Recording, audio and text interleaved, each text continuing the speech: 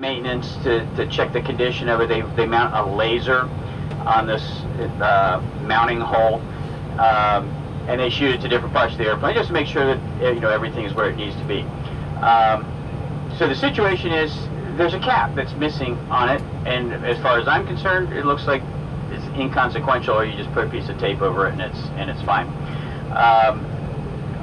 In aviation, things have to be done exactly in a proper way, according to instructions and nomenclature, and our folks in San Francisco that are over the entire maintenance system are trying to find a procedure to do that, which is either to defer it, meaning fly without that little cap, or put a piece of tape over it.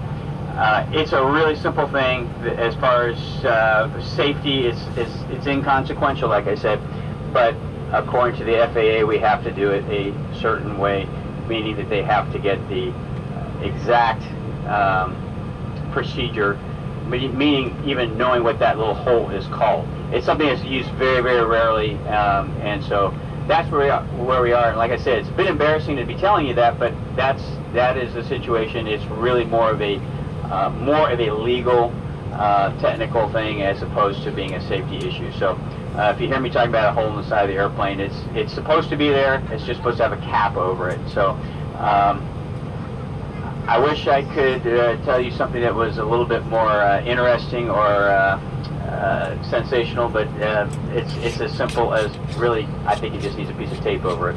But that's not up to me, unfortunately. So our folks in San Francisco are talking to the local mechanics here and trying to get to the bottom of it. In the meantime, I'm going to turn off the fast seatbelt sign so you can get up and use the labs. Of course, feel free to use your cell phones, and we'll keep you apprised if anything changes. I'm really sorry for this situation. Well, I'd rather them take care of the hole than just take off with tape on it. How about you? Well, it's the legal part. Legal. I'm not worried about the legal part. I'm worried about the crash part. The reason why it's the legal part is because if something happens and they didn't follow procedure, then they open themselves for lawsuits. So much for the great start. But back to Earl Thomas, since we have time now to upload. And Lee, just to let you know, a lot of you have connections, you're concerned about them. The first connection out of San Francisco not till 10:40. Right now, we are scheduled a 7:30 departure. We get you in at 10:06. So the other connections are good.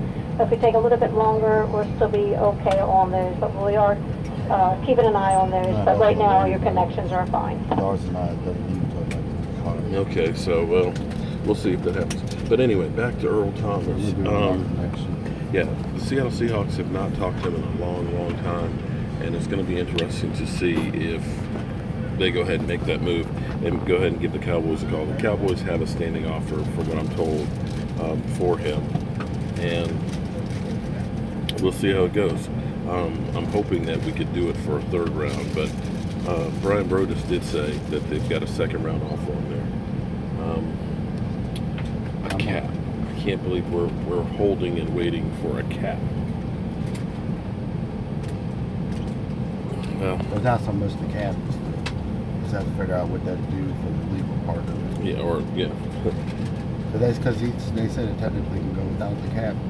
There's nothing to be concerned about, but they have to do the legal part straight first. Yeah, I don't know about that though. That's what if it's a pressurized spot, they said something they use to check the plane for maintenance.